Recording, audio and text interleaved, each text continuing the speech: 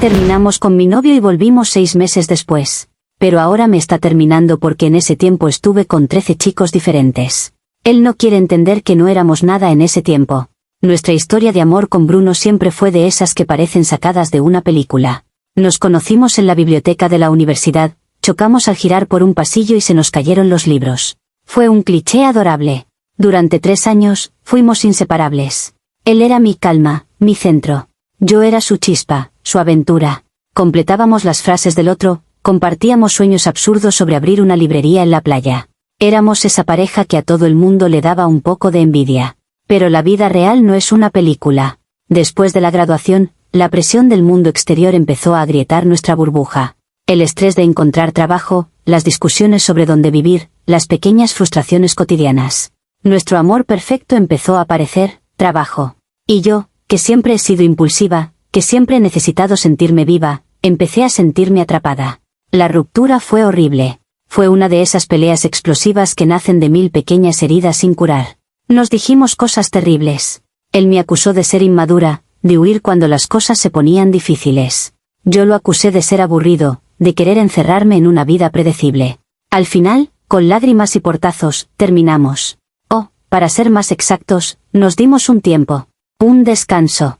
Aunque, para ser justos, los términos nunca quedaron del todo claros. Para mí, un descanso significaba libertad.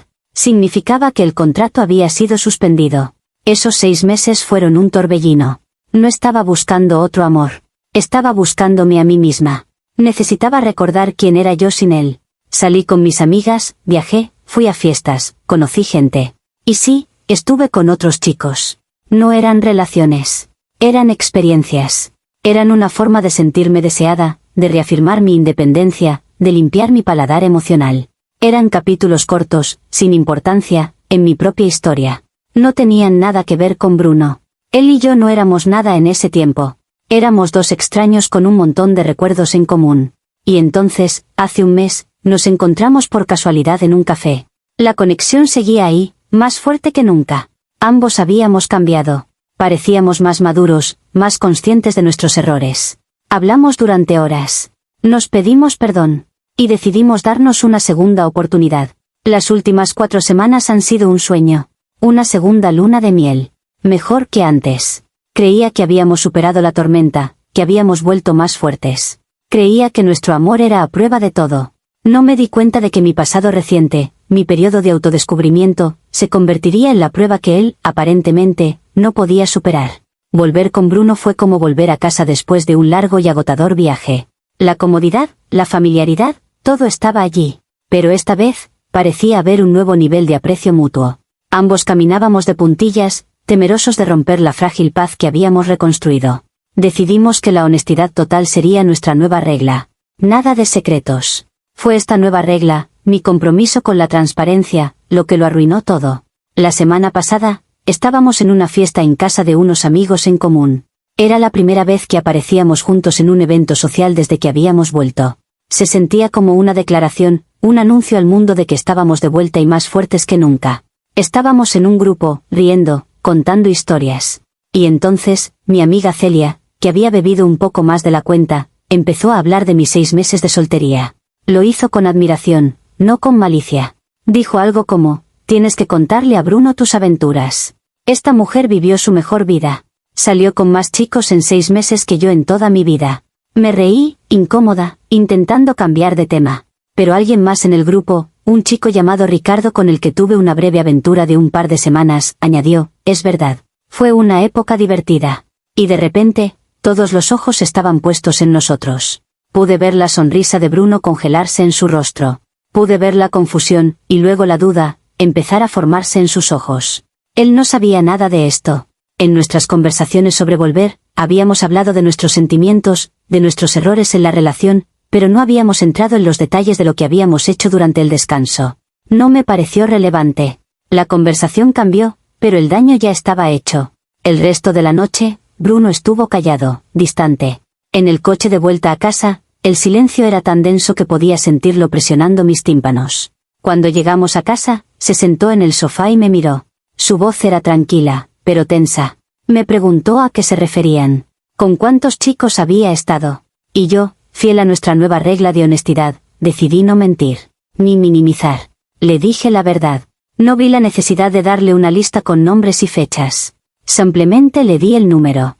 Le dije, no lo sé exactamente. No llevaba la cuenta. Supongo que unos 13. Observé la palabra, 13, golpearlo como una ola. Vi cómo su rostro palidecía. Vi cómo algo se rompía detrás de sus ojos. Intenté explicarle inmediatamente. Le dije que no habían significado nada. Que eran solo distracciones, una forma de pasar el tiempo mientras mi corazón sanaba. Le dije que no éramos nada en ese tiempo, que yo era una mujer soltera y que tenía derecho a hacer lo que quisiera. Le recordé que habíamos roto. Pero él no parecía escuchar mi lógica. Estaba atrapado en el número 13. Lo repitió en voz baja, como si fuera una palabra en un idioma extranjero que no podía comprender. No era solo el número. Me di cuenta de que para él, nuestro descanso no había sido una ruptura total. Había sido un periodo de reflexión. Más tarde me enteré de que él no había estado con nadie en esos 6 meses. Había trabajado en sí mismo, había ido a terapia, había esperado. Y yo, mientras tanto, había estado viviendo mi mejor vida. Nuestra percepción de esos 6 meses era fundamentalmente diferente. Y esa diferencia, personificada en el número 13, se convirtió en un abismo entre nosotros que ninguna disculpa o explicación lógica parecía poder cruzar. La noche en que le dije el número, no hubo una gran pelea. Fue peor que eso. Fue un cierre total. Bruno se levantó del sofá, dijo que necesitaba tomar aire y se fue a nuestra habitación. Escuché el clic suave de la puerta al cerrarse. Y esa puerta, de alguna manera, se sintió como una barrera permanente entre nosotros. Los días siguientes fueron una tortura. Vivíamos en la misma casa, pero él se había retirado a un lugar dentro de sí mismo al que yo no tenía acceso. Era educado, cortés. Me preguntaba si había dormido bien. Me pasaba la sal en la cena. Pero no había calidez. No había intimidad. Era como vivir con un compañero de piso amable y con el corazón roto. Yo intentaba romper el hielo. Intentaba ser la de antes, la chica alegre y despreocupada. Hacía chistes. Intentaba abrazarlo. Pero él se quedaba rígido, o se apartaba suavemente. Cada rechazo era una pequeña muerte. La confrontación final, la que lo aclaró todo, ocurrió el fin de semana. Yo no podía soportarlo más. Entré en su estudio, donde se había estado refugiando, y le dije que teníamos que hablar. Que no podíamos seguir viviendo como fantasmas. Él dejó lo que estaba haciendo y me miró. Y por primera vez en días, vi una emoción real en sus ojos. No era ira. Era un dolor profundo y agotado. Le presenté mi caso. Lógicamente. Metódicamente. Le dije, punto número 1, habíamos roto. Yo era soltera. Él era soltero. Lo que hicimos en ese tiempo es irrelevante para nuestro ahora. Punto número 2, esos 13 hombres no significaron nada. Fueron un placebo para un corazón roto. Él era y siempre fue la única persona que importaba. Punto número 3, el hecho de que volviera con él, el hecho de que lo eligiera él después de todo, debería ser la prueba definitiva de mi amor, no una razón para dudar de él. Expuse mis argumentos como si estuviera en un debate. Esperaba que mi lógica lo convenciera, que viera la situación desde mi perspectiva racional. Pero él no respondió con lógica. Respondió con emoción. Me dijo, con la voz quebrada, no se trata de lógica, ¿entiendes? No se trata de si tenías el derecho técnico a hacerlo. Sé que lo tenías. Se trata de cómo me hace sentir. Continuó, y cada palabra era un golpe. Dijo, mientras yo estaba en casa, intentando entender qué había ido mal entre nosotros, pensando en ti cada día, tú estabas ahí fuera, creando nuevos recuerdos, nuevas intimidades con otras 13 personas. No puedo evitarlo. Cada vez que te miro ahora, cada vez que te toco, me pregunto. Me pregunto si soy mejor que ellos. Me pregunto si te reíste con ellos de la misma manera. Me pregunto si el sexo fue mejor. Me has convertido en una comparación andante. Me has puesto en una lista. Y no quiero ser el número 14. Y entonces, llegó el acto final. El golpe que lo derribó todo. Dijo, he intentado superarlo. De verdad. He pasado la última semana intentando decirme a mí mismo que no importa, que el pasado es pasado. Pero no puedo. La imagen, está ahí. Y no creo que se vaya a ir nunca. Se frotó los ojos, como si intentara borrar una imagen de su mente. Y luego me miró, con una finalidad desoladora. Lo siento, dijo. Te quiero. Pero no puedo hacer esto. No puedo estar con alguien cuya imagen de amor y la mía son tan fundamentalmente diferentes. Se acabó. La forma en que lo dijo. Tan tranquilo. Tan definitivo. Mi lógica, mis argumentos bien construidos, se habían estrellado contra el muro impenetrable de sus sentimientos. Y no había nada que yo pudiera hacer. Él no quería entender que no éramos nada en ese tiempo. Porque en su corazón, él nunca había dejado de sentir que éramos algo. Y esa era una diferencia que ahora nos estaba destrozando. Las palabras, se acabó, me dejaron sin aire. Me quedé mirándolo, esperando que fuera otra explosión emocional, otra discusión de la que pudiéramos recuperarnos. Pero su rostro no mostraba ira, solo una tristeza profunda y resuelta. Estaba hablando en serio. Mi primera reacción fue la negación, seguida de una furia justiciera. ¿Cómo se atrevía? ¿Cómo se atrevía a hacerme esto a mí? Le grité. Le dije que era un hipócrita. Le dije que si él hubiera estado con otras mujeres, yo lo habría entendido. Que lo habría celebrado como una señal de que ambos estábamos explorando la vida antes de encontrarnos de nuevo. Lo acusé de tener un doble rasero, una mentalidad anticuada y posesiva. Le dije, el problema no es con cuántos hombres estuve yo. El problema es que tú no estuviste con ninguna. Me estás castigando por tu propia inacción, por tu propia incapacidad para seguir adelante. Él no respondió a mis gritos. Simplemente aguantó la tormenta, con la misma expresión de dolor en su rostro. Cuando terminé mi diatriba, él solo dijo, con una voz apenas audible, quizás tengas razón. Quizás el problema soy yo. Pero eso no cambia cómo me siento. Esa noche, recogió algunas de sus cosas y se fue a casa de su hermana. Los días siguientes, intenté movilizar a nuestro círculo de amigos. Llamé a Celia, la amiga que había sacado el tema en la fiesta.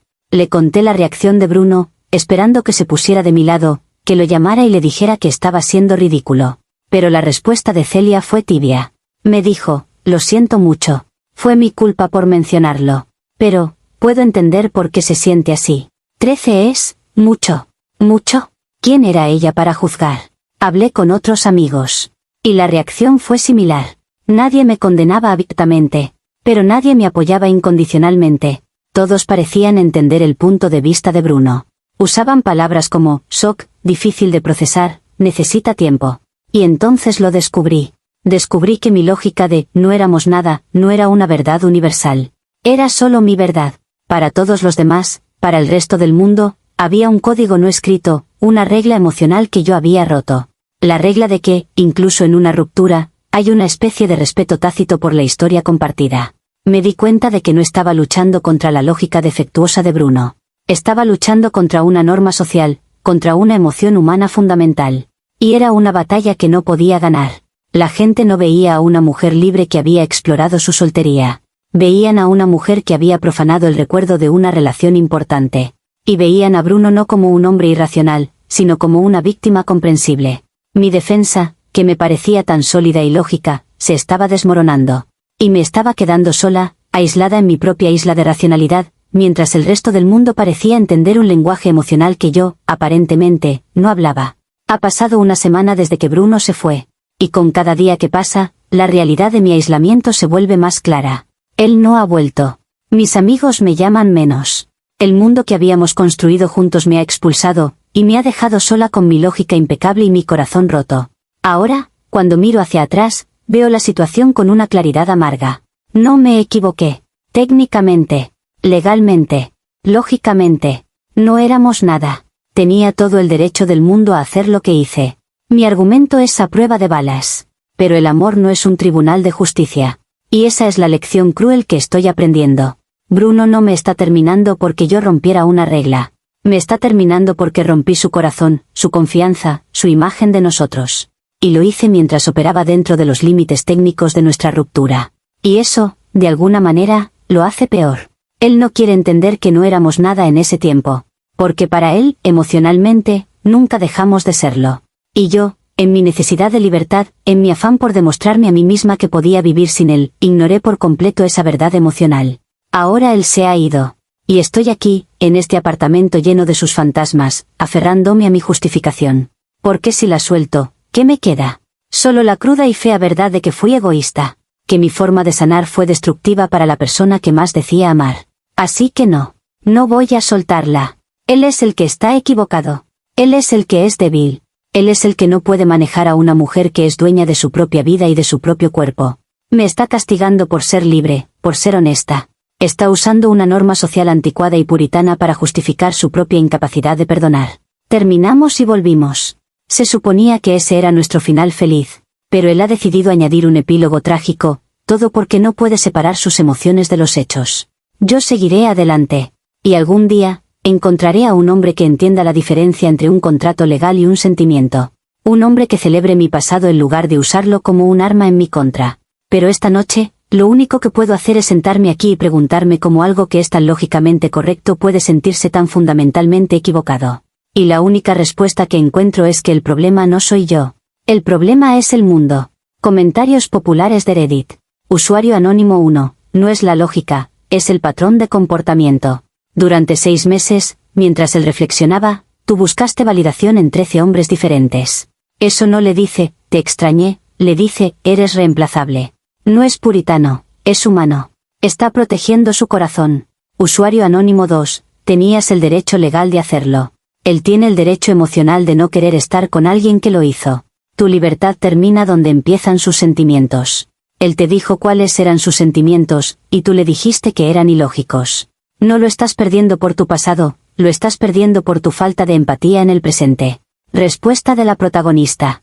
Empatía es entender que la gente sana de diferentes maneras. Mi manera fue seguir adelante y vivir. Su manera fue quedarse quieto. ¿Por qué mi método es castigado y el suyo es visto como noble? Es un doble rasero.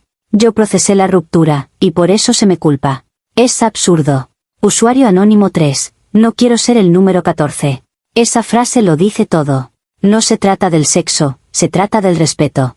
Le hiciste sentir que era uno más en una larga lista, después de una historia de 3 años. No está terminando contigo por el número, está terminando contigo por la falta de consideración que el número representa. Respuesta de la protagonista. Pero es que él no es uno más. Él es el final de la lista. Es el destino. El hecho de que volviera con él después de todo debería ser la prueba más grande. Pero él prefiere centrarse en el prólogo en lugar de leer el final feliz. Es su elección ser miserable. Actualización 1. Ha pasado un mes desde que Bruno se fue. Un mes de un silencio que ha confirmado mis peores sospechas. El mundo no opera con lógica, opera con un código emocional arcaico y puritano. He leído los comentarios. La gente me llama egoísta, dice que no tengo empatía. Es increíblemente fácil para los extraños emitir un juicio sin entender la complejidad de una historia de amor. Mi vida se ha convertido en un limbo. Sigo en nuestro apartamento, pero se siente como vivir en un museo. Cada objeto es un artefacto de una vida que ya no existe.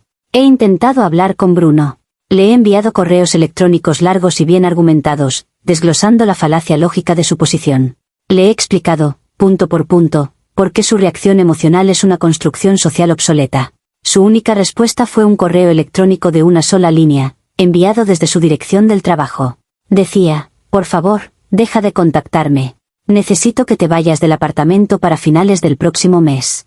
Ni siquiera tuvo el valor de usar su correo personal. Lo trató como una transacción comercial. Un desalojo. Pero la verdadera revelación, el verdadero culpable de todo este desastre, no es solo la mentalidad anticuada de Bruno. Son mis amigos. Especialmente Celia. La semana pasada, en un intento desesperado por entender, la llamé. Le pregunté por qué había sacado el tema en la fiesta. ¿Por qué había sentido la necesidad de airear mi vida privada de esa manera tan pública? Su respuesta fue una obra maestra de falsa inocencia. Me dijo, solo estaba bromeando.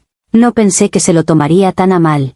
Pensé que Bruno era más moderno. Mentiras. Ahora lo veo todo con una claridad terrible. Celia nunca me perdonó por haber vuelto con Bruno. Ella siempre estuvo un poco celosa de nuestra conexión. Y esa noche, en la fiesta, no estaba bromeando. Estaba lanzando una bomba. Sabía exactamente cómo era Bruno. Sabía que era sensible, que tenía inseguridades. Y usó mi propia honestidad, mi propia historia, como un arma para destruirme.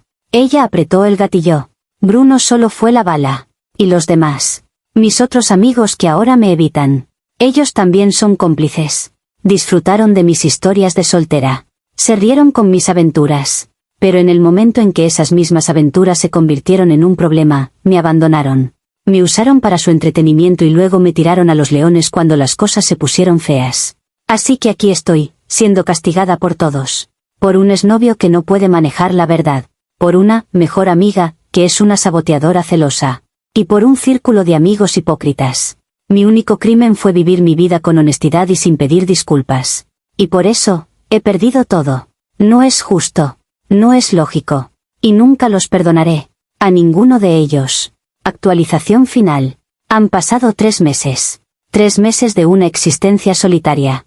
Estoy en proceso de mudarme a un apartamento más pequeño, un lugar sin fantasmas. El proceso de empacar ha sido como presidir mi propio funeral. Cada foto, cada recuerdo, es un clavo en el ataúd de la vida que tenía. Dejé de intentar contactar a Bruno. Dejé de intentar razonar con mis antiguos amigos. Acepté mi exilio.